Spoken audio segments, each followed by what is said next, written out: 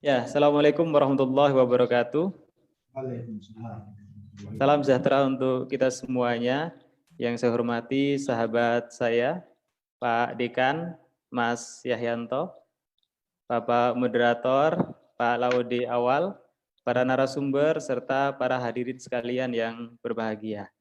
Saya syukuri hari ini bisa menyambung persaudaraan dengan saudara-saudara saya yang secara fisik jauh karena perbedaan geografis. Saya di waktu Indonesia Barat, sementara saudara-saudara saya kebanyakan di waktu Indonesia Tengah.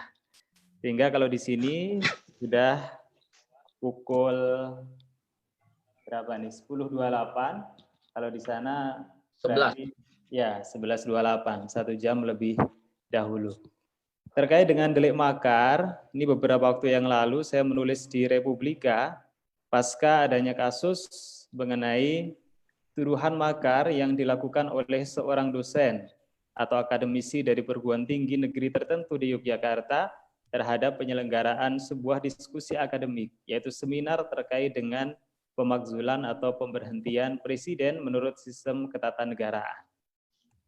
Nah, setelah ada kasus itu, maka terjadi diskusi di berbagai forum terkait dengan delik makar ini. Terkait dengan delik makar ini memang istilahnya sudah lama kita tidak mendengarnya. Pada masa Orde Baru, kita sering mendengar istilah delik makar. Karena delik makar ini dijadikan sebagai salah satu senjata oleh penguasa Orde Baru untuk menghabisi lawan-lawan politiknya. Tetapi pasca reformasi, istilah delik makar ini menjadi jarang sekali kita dengar. Pada pemerintahan SBY nyaris tidak pernah terdengar adanya delik makar yang diungkapkan oleh para pejabat pemerintahan.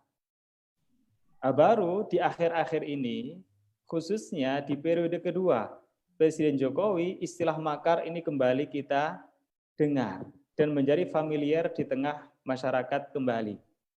Dulu mungkin anak-anak nyaris tidak lagi mengenal istilah makar, tapi kemudian diperkenalkan kembali oleh pejabat ketika itu Wiranto sebagai Menteri Kopolhukam yang mempopulerkan kembali istilah delik makar karena diduga ada upaya-upaya melakukan makar yang dilakukan oleh beberapa kelompok tertentu.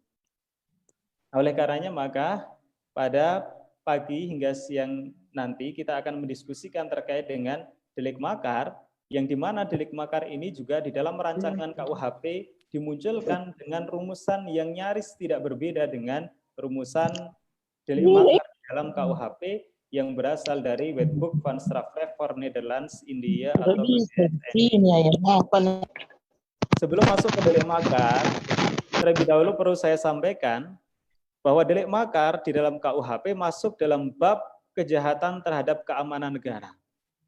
Menurut Patmo Wahyono, tidak pas kalau makar yang merupakan bagian dari kejahatan politik masuk ke dalam bab kejahatan terhadap keamanan negara. Dan Patmo mengkritik harusnya bab kejahatan terhadap keamanan negara lebih pas kalau namanya kejahatan terhadap kehidupan ketatanegaraan. Kenapa demikian? Karena kalau kejahatan terhadap keamanan negara, berarti semua perbuatan yang mengganggu keamanan negara itu dianggap sebagai delik yang diatur di dalam bab tersebut. Pencurian itu mengganggu keamanan negara. Pembunuhan mengganggu keamanan negara. Penipuan mengganggu keamanan negara. Penganiayaan mengganggu keamanan negara. Tetapi kalau kita lihat delik-delik yang ada dalam bab kejahatan terhadap keamanan negara, sebenarnya yang diatur adalah kejahatan terhadap kehidupan ketatanegaraan. Kenapa? Karena yang hendak dilindungi di dalam bab tersebut adalah kehidupan ketatanegaraan Republik Indonesia. Maka di sana ada delik makar, ada delik ideologi negara, kejahatan terhadap ideologi negara, ada delik pemberontakan, dan lain sebagainya. Yang itu semua terkait dengan kehidupan ketatanegaraan Republik Indonesia. Itulah sebabnya Patmo Wahyono menyatakan bahwa bab di dalam KUHP yang isinya mengenai delik-delik politik itu lebih sesuai kalau dinamakan sebagai kejahatan terhadap kehidupan ketatanegaraan.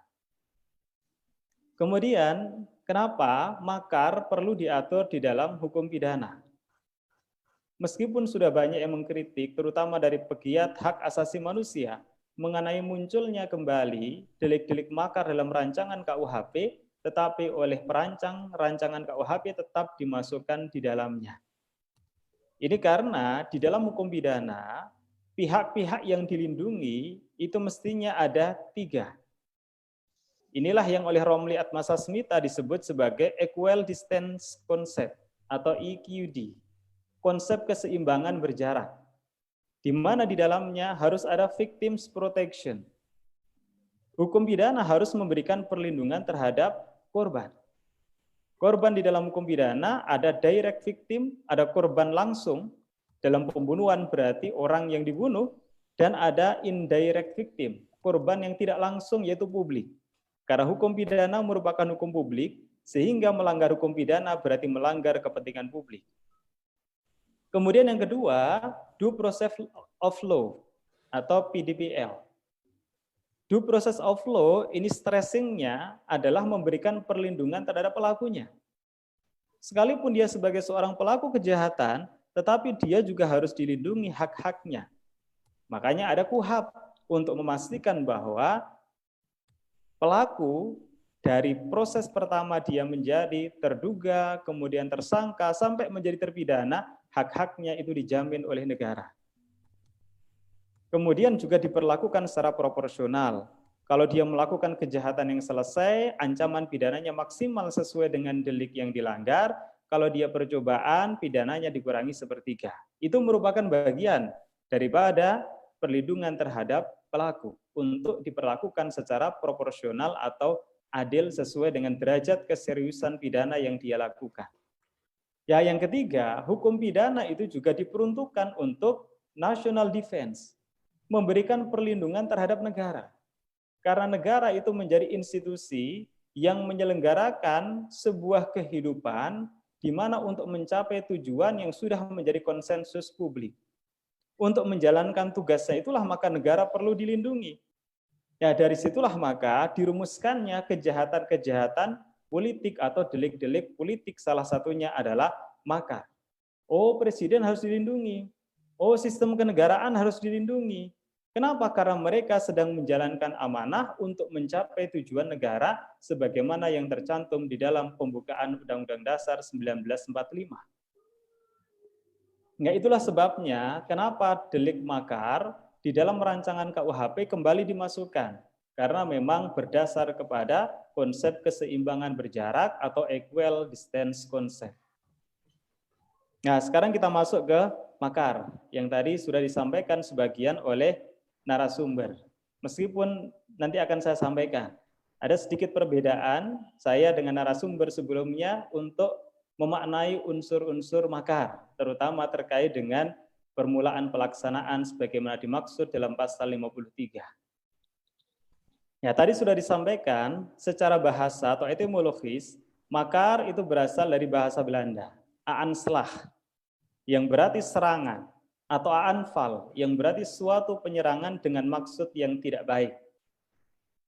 Di dalam pasal 87 KUHP disebutkan dikatakan ada makar untuk melakukan suatu perbuatan apabila niat untuk itu telah ternyata dari adanya permulaan pelaksanaan seperti dimaksud dalam pasal 53 KUHP. Nah, pasal 87 KUHP memang tidak memberikan definisi apa itu makar. Akan tetapi hanya menjelaskan bahwa makar untuk melakukan suatu perbuatan itu dianggap ada apabila niat itu sudah ternyata dengan dilakukannya perbuatan permulaan pelaksanaan. Rujukannya adalah pasal 53 KUHP. Nah, memang pasal 53 KUHP itu menjelaskan delik percobaan atau poging delikten. Akan tetapi tidak sama antara yang dimaksud pasal 87 KUHP dengan delik percobaan. Nah, nanti saya akan jelaskan apa perbedaannya. Pertama tentu, ada 2 unsur umum tindak pidana makar. Semua tindak pidana makar itu harus ada dua unsur umum itu. Yang pertama, unsur niat. Niat ini merupakan tanda atau pedoman untuk menyatakan adanya kesengajaan. Jadi tidak mungkin ada makar yang dilakukan karena kelalaian. Makar itu pasti dilakukan secara sengaja. Ketika ada suatu rumusan delik di dalam Undang-Undang Hukum Pidana, tidak secara eksplisit menyatakan adanya unsur sengaja atau alpa, berarti harus dimaknai perbuatan itu dilakukan dengan sengaja. Pencurian, barang siapa mengambil barang yang seluruhnya atau sebagian milik orang lain, tidak ada secara eksplisit sengaja atau alpa, tetapi pencurian itu pasti dilakukan dengan sengaja. Ya, sama dengan makar. Makar itu tidak mungkin dilakukan karena ada kealpaan. Makar itu pasti dilakukan dengan sengaja. Ya, berdasarkan penjelasan dari MVT atau Memory van Toelichting, dikatakan ada kesengajaan manakala ada willens en weten. Pelaku memang benar-benar mengetahui dan juga menghendaki terjadinya akibat yang dilarang oleh hukum pidana. Dan kesengajaan ini bisa dibagi menjadi tiga. Kesengajaan sebagai maksud, kesengajaan sebagai kepastian, dan kesengajaan sebagai kemungkinan. Ya, unsur umum yang kedua adalah unsur permulaan pelaksanaan. Memang ada persamaannya dengan Poging delicten atau delik percobaan pasal 53, tapi sekaligus juga ada perbedaan. Untuk dikatakan suatu perbuatan sudah sampai pada permulaan pelaksanaan kejahatan, karena biasanya kejahatan itu diawali dengan niat, setelah niat ada persiapan, setelah persiapan permulaan pelaksanaan, setelah permulaan pelaksanaan baru pelaksanaan. Untuk membedakan kapan suatu perbuatan sampai pada permulaan pelaksanaan, bukan hanya persiapan, maka ada kriterianya. Yang pertama, kriteria secara objektif. Apa yang telah dilakukan harus benar-benar mendekatkan pada delik yang dituju atau dimaksud. Jadi ketika dikatakan makar dengan maksud membunuh presiden atau wakil presiden, maka benar-benar sudah ada perbuatan yang sangat dekat dengan membunuh presiden atau wakil presiden. Baru permulaan pelaksanaan. Kalau belum, mungkin masih dalam tahap persiapan. Atau kalau baru bersepakat saja, berarti masuk dalam tahap permufakatan. Yang kedua, secara subjektif. Dari subjeknya, pelakunya sendiri, harus tidak ada lagi keraguan bahwa apa yang telah dilakukan memang ditujukan atau diarahkan untuk mewujudkan delik yang diinginkan. Kalau untuk makar, ya tidak ada keraguan lagi untuk membunuh presiden atau wakil presiden misalnya. Atau menggulingkan pemerintah yang sah. Tapi kalau masih ragu, ini kira-kira mau kita gulingkan atau enggak ya? Kira-kira kita mau lakukan people power atau tidak ya? Kalau dari sisi pelakunya saja, itu masih ada keraguan, berarti belum masuk ke dalam permulaan pelaksanaan. Kemudian yang ketiga, secara hukum jelas, apa yang akan dilakukan harus benar-benar merupakan perbuatan yang melawan hukum. Nah, ini bedanya dengan Poging delicten. Dalam tindak pidana makar, pembatalan niat secara sukarela tidak meniadakan pidana yang dapat dijatuhkan bagi pelaku. Jadi ketika orang sudah sampai kepada permulaan pelaksanaan, kemudian dia membatalkan secara sukarela, maka sudah kena delik makar. Beda dengan tindak pidana lain, sampai pada tahap Poging delicten atau delik percobaan, manakala permulaan pelaksanaan kejahatan itu akhirnya tidak menjadi pelaksanaan kalau memang ada faktor-faktor di luar diri pelakunya. Artinya pembatalan kejahatan itu bukan karena sukarela dari pelakunya, tetapi ada faktor eksternal. Misalnya orang mau nyuri, begitu mau curi ketahuan dia ditangkap. Ada faktor eksternal, Poging delicten. Tapi kalau dia mau mencuri, begitu mau ngambil barang, kok nggak jadi dengan sukarela, maka tidak bisa dikategorikan sebagai Poging delicten. Kenapa? Karena tidak selesainya kejahatan itu karena kesukarelaan dia, bukan karena adanya faktor eksternal. Nah, berbeda dengan makar. Kalau orang sudah sampai pada permulaan pelaksanaan, kok dia tidak jadi melakukan, meskipun dia tidak jadi karena ada kesukarelaan dari dirinya sendiri, maka dia tetap bisa dijerat dengan delik makar. Itulah sebabnya di dalam pasal 87 hanya disebutkan telah ternyata dari adanya permulaan pelaksanaan. Berarti cukup memenuhi tiga ini, secara objektif, secara subjektif, secara hukum. Sementara untuk syarat wohing delikten yang ketiga, kan pertama niat, kedua permulaan pelaksanaan, ketiga tidak selesai karena ada faktor eksternal. Yang ketiga itu tidak ada. Kenapa? Karena yang disebut di pasal 57 hanya adanya permulaan pelaksanaan. Jadi yang merujuk ke pasal 53 hanyalah terkait dengan adanya permulaan pelaksanaan. Bukan termasuk gagalnya perbuatan itu karena ada faktor eksternal. Ya, kalau terkait dengan unsur khusus, kalau tadi unsur umum, ada dua, niat, permulaan pelaksanaan, itu ada dalam semua delik makar. Kalau unsur khusus, ya tergantung dari bentuk makarnya. Ada tiga bentuk makar di dalam KUHP. Yang pertama diatur dalam pasal 104 KUHP. Bentuknya adalah makar yang dilakukan dengan maksud menghilangkan nyawa presiden atau wakil presiden, merampas kemerdekaan presiden atau wakil presiden, atau membuat presiden atau wakil presiden tidak mampu memerintah. Saya kira yang ini tidak perlu saya jelaskan karena di era sekarang itu nampaknya makar bentuk sesuai dengan pasal 104 itu kemungkinan kecil bisa terjadi. Kemungkinan kecil ada orang mau bunuh presiden. Kemungkinan kecil orang mau rampas, misalnya menyandra presiden. Kemungkinan kecil orang mau membuat presiden, wakil presiden tidak mampu memerintah, misalnya mengasingkan, dan seterusnya. Nah, pasal 106, ini bentuk makar yang kedua. Makar yang dilakukan dengan maksud membawa seluruh atau sebagian wilayah NKRI ke bawah kekuasaan asing, atau memisahkan sebagian wilayah negara kesatuan Republik Indonesia. Nah, yang ini berarti makar dalam bentuk separatisme.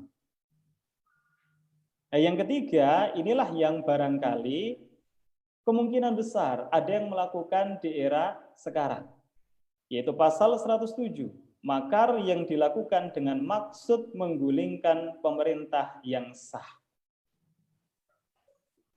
Nah, sekarang saya akan bahas yang pasal 107 saja, biar nanti lebih banyak diskusinya. Karena yang untuk 106 dan juga ya pasal 104 dengan 106 itu kemungkinan kecil bisa terjadi. Tapi yang barangkali lebih potensi terjadi adalah makar pasal 107. Makar dengan maksud. Ini berarti harus ada sikap batin kesengajaan, bentuknya adalah dolus spesialis.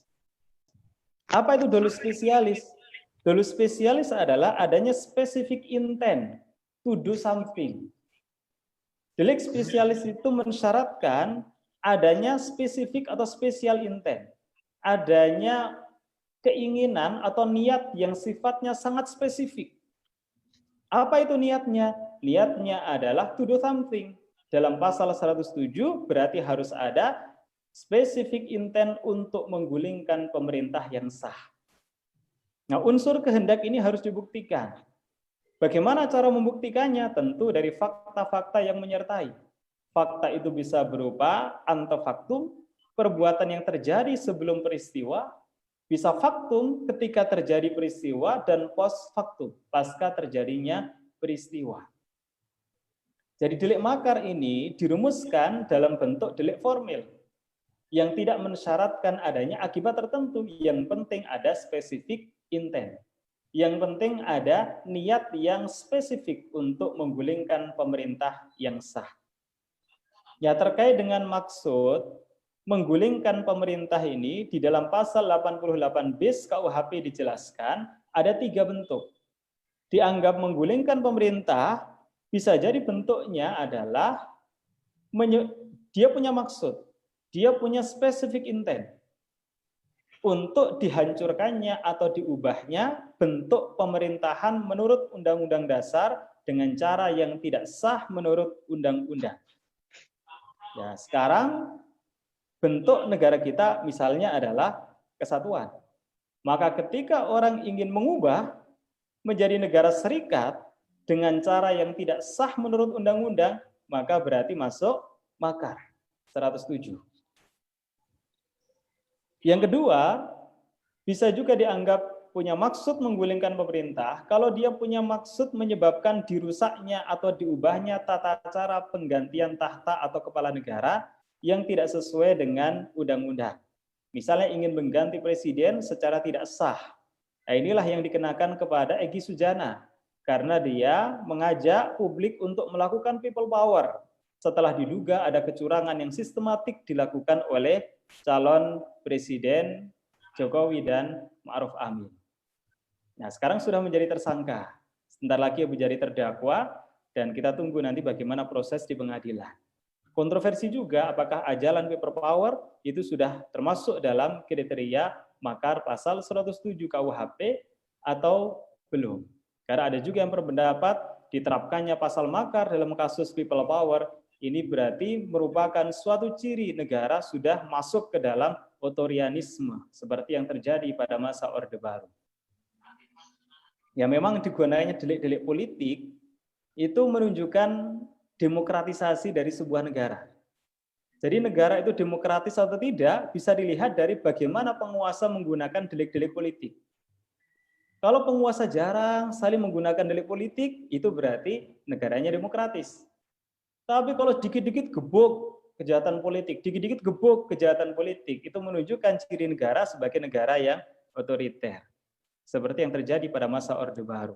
Dikit-dikit mengancam kekuasaan gebuk dengan pasal subversi, dikit-dikit pasal makar, dikit-dikit menyerang kehormatan presiden, dan seterusnya. Ya, kalau penghinaan bukan masuk ke delik makar, karena itu sudah masuk ke dalam bab tersendiri, yaitu kejahatan terhadap martabat presiden atau wakil presiden. Yang sekarang sudah dibatalkan oleh Mahkamah Konstitusi terkait dengan delik-delik penghinaannya. Ya, atau bisa juga dianggap menggulingkan pemerintah manakala pelaku punya maksud untuk menyebabkan dirusaknya atau diubahnya tata cara dalam sistem pemerintahan menurut Undang-Undang Dasar dengan cara yang tidak sah menurut undang-undang. Misalnya ingin mengubah dari presidensil ke parlementer tetapi tidak berdasarkan pada tata cara menurut undang-undang, maka itu dianggap sebagai makar. Ya, permufakatan. Hanya makar yang permufakatannya bukan hanya makar, hanya delik terhadap keamanan negara yang permufakatannya itu sudah merupakan delik. Baru bermufakat loh. Saya sepakat untuk menggulingkan pemerintahan Jokowi misalnya. Karena pemerintah Jokowi telah melakukan kecurangan sistematis di dalam pemilihan presiden. Baru bersepakat saja, itu sudah diancam dengan pidana yang sama beratnya dengan pidana itu sendiri. Kalau terkait dengan penggulingan, presiden, pemerintah itu pidana maksimalnya 15 tahun penjara. Orang yang baru bersepakat, ancaman pidananya 15 tahun untuk maksimalnya. Nah, karena ini rumusan yang nggak adil. Ini rumusan warisan kolonial Belanda. Karena Belanda ingin melindungi kekuasaannya. Maka dirumuskanlah begitu. Bermufakat saja, saya hantam kamu dengan delik makar, dengan ancaman pidana yang sama. Nah, makanya dalam RUU KUHP diperbaiki ancaman pidananya. Kalau baru bermufakat, maka ancaman pidana maksimalnya adalah 1/3 dari delik yang sempurna. Kalau persiapan, maksimal setengahnya. Kalau sampai permulaan pelaksanaan, 2/3-nya. Nah, itu gradasi yang dibangun di dalam RUU KUHP yang lebih mencerminkan pemidanaan yang berkeadilan. Ya, dikatakan sebagai permufakatan jahat menurut pasal 88 KUHP adalah 2 orang atau lebih mencapai suatu kesepakatan untuk melakukan kejahatan. Ini karena pembentuk undang-undang menyadari bahayanya makar sehingga jangan sampai terjadi makar, sehingga baru bermufakat saja harus dicegah. Jangan sampai orang meskipun bermufakat untuk melakukan makar. Karena apa? Mencegah lebih dini. Sebagai early warning. Tetapi memang ancaman pidananya menjadi tidak adil karena disamakan dengan delik makar yang selesai. Ya, orang kan diskusi biasa toh. Nah, diskusi begitu sepakat untuk melakukan suatu perbuatan tertentu, misalnya melakukan people power, sudah dianggap sebagai makar dan ancaman pidananya maksimal sesuai dengan delik yang selesai. Ini merupakan rumusan yang tidak berkeadilan, tidak proporsional. Ya, kemudian di pasal 110 ayat 2 dijelaskan bisa dijatuhkan sebagai delik makar manakala pelakunya minimal punya maksud mempersiapkan atau memperlancar salah satu kejahatan yang diatur dalam beberapa pasal makar dan pemberontakan. Ya, ini spesifik. Oh, bisa dikenai makar kalau dia ikut menggerakkan orang lain untuk melakukan makar, menyuruh lakukan atau turut melakukan. Oh, dia mencoba memperoleh kesempatan, sarana atau keterangan untuk melakukan makar. Oh, dia punya persediaan barang-barang yang diketahui diperuntukkan untuk makar. Dia ikut mempersiapkan atau punya rencana tentang pelaksanaan makar. Dia berusaha mencegah, menghambat, menggagalkan tindakan yang diambil pemerintah untuk mencegah menindak makar, misalnya. Ini spesifik. Jadi perbuatan-perbuatan yang bisa dikenai delik makar itu kalau perbuatannya bentuknya seperti pasal 110 ayat 2. Ya, apa tujuan dari perumusan itu? Menurut Lamintang, diperjelasnya rumusan pasal 110 ayat 2 agar delik-delik makar tidak diberlakukan terlalu jauh. Karena dikhawatirkan makar yang merupakan bagian dari kejahatan politik ini mengancam kebebasan berpolitik, berpikir, dan bertindak. Itulah sebabnya kenapa pembentuk KUHP merumuskan perbuatan secara ekspresif verbis di dalam pasal 110 ayat 2. Dan di 110 ayat 4 ditekankan tidak dapat dipidana barang siapa yang ternyata hanya punya maksud untuk mempersiapkan atau memperlancar perubahan-perubahan menurut ketatanegaraan dalam pengertian umum.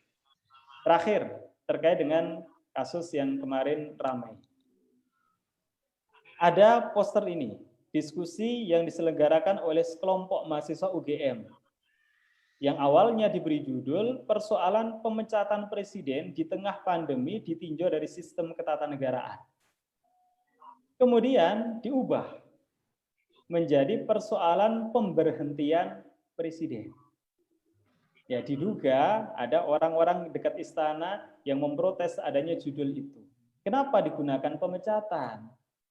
Padahal tidak ada di dalam konstitusi istilah pemecatan itu nggak sopan itu kata-kata pemecatan itu. Presiden kok dipecat, berani amat. Nah, maka diganti dengan kata pemberhentian. Ya, dari sinilah maka kemudian timbul teror-teror yang ditujukan kepada narasumber dan beberapa panitia penyelenggara. Bahkan teror itu juga ditujukan kepada orang tua dari mahasiswa yang menjadi panitia penyelenggara. Teror itu tidak main-main, sampai mengancam untuk melakukan pembunuhan. Di rumahnya Prof. Nikmah, itu beberapa kali ada orang mondar-mandir, ketok pintu di tengah malam. Beliau kan sendiri, hanya ditemani oleh pembantunya yang juga perempuan. Semua yang ada di dalam rumah itu perempuan. Nah, maka tidak dibukakan. Padahal yang menjadi keanehan, di kampung Prof. Nikmah itu di lockdown. Jadi semua akses menuju kampung itu ditutup, dijaga. Tapi kenapa ada orang yang berhasil masuk kemudian keluar? Ini menjadi keganjilan.